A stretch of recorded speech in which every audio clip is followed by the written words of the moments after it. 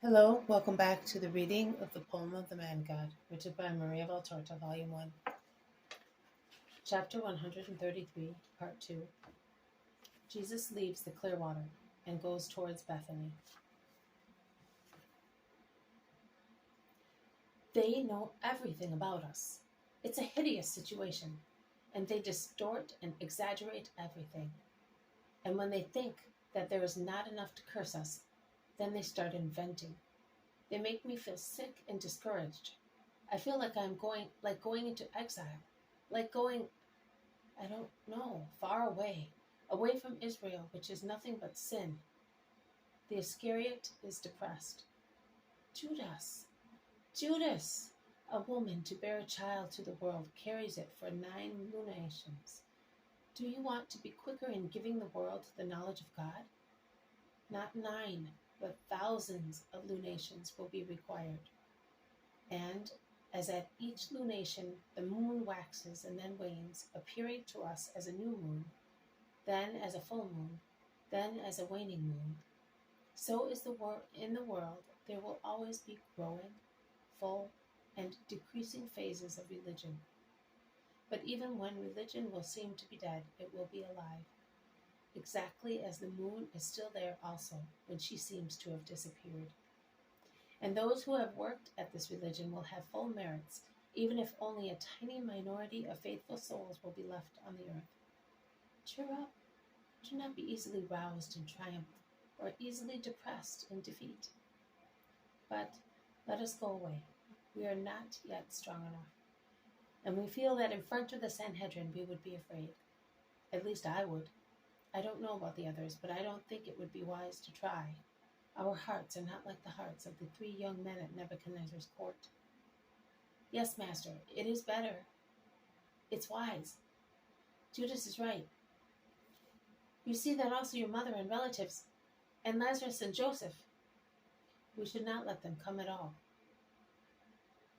Jesus stretches out his arms and says, "Let it be done as you wish, but later we will come back here. You have seen how many people come. I will not force your souls or put them to the test. In fact, I feel that they are not yet ready. But let us see the work of the women."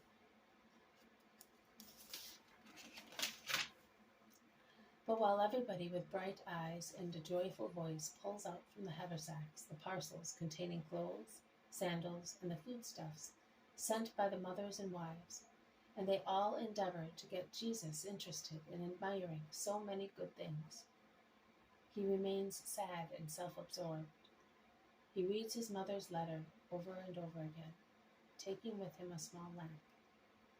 He has withdrawn to the farthest corner from the table, on which the clothes, apples, small jars of honey, small cheeses are, and shading his eyes with a hand, he seems to be meditating, but he is suffering. "Look, master, what a lovely tunic and mantle with hood my wife, poor woman, has made for me. I wonder how much she has worked on them, because she is not so skilled as your mother," says Peter, who is overjoyed while holding his treasures in his arms. "Lovely, yes, they are lovely. She is a clever wife," says Jesus kindly. But his thoughts are far from the article shown to him. "Our mother has made 2 tunics for us with thick woven cloth. Poor mother. Do you like them, Jesus? They are a lovely shade, aren't they?" says James of Zebedee. "Really beautiful, James. It will suit you.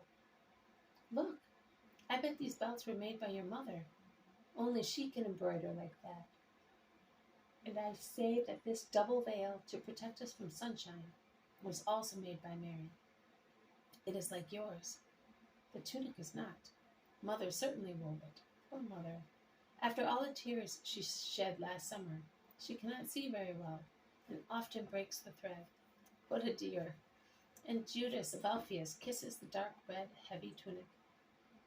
"You are not very cheerful, master," remarks Bartholomew at last. "You are not even looking at the things which were sent to you."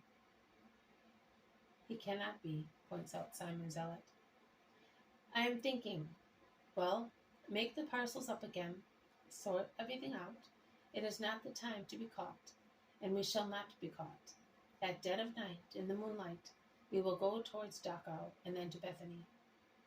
Why to Dachau?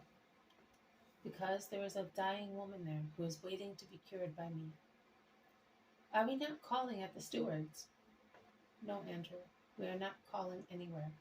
So no one will have to tell lies, saying that they do not know where we are. If you are anxious not to be persecuted, I am anxious not to cause trouble to Lazarus.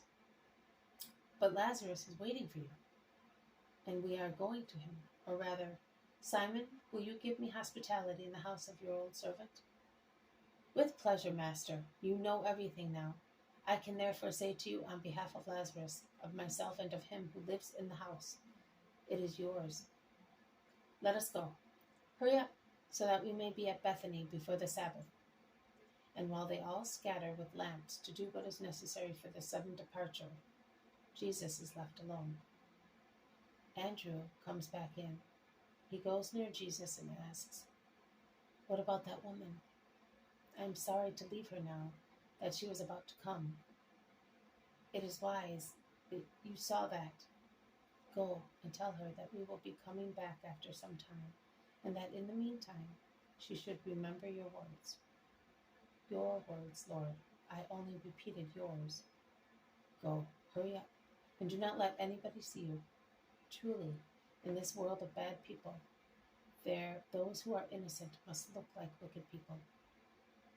Everything ends on this great truth. This has been a reading from the poem of the Man God, written by Maria Valtorta, Volume 1, Chapter 133, Part 2. Jesus leaves the Clearwater and goes towards Bethany.